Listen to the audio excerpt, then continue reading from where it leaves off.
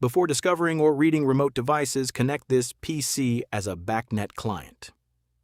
Leave local IP/subnet blank to auto-detect your network adapter or enter your IP with subnet. For example, 192.168.1.10/24. The default BACnet port is 47808. Change it only if your network requires a different port. Click Connect Client. When successful, the status shows connected and the header changes to Client Online. Use Disconnect when you're finished with remote BACnet operations. If your PC is on a different subnet from BACnet devices, enable foreign device registration. Enter the BBMD IP on the BACnet subnet and the registration TTL in seconds.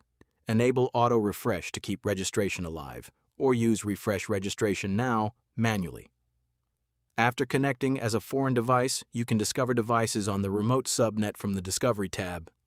Once the client is online, you're ready to discover BACnet devices on your network.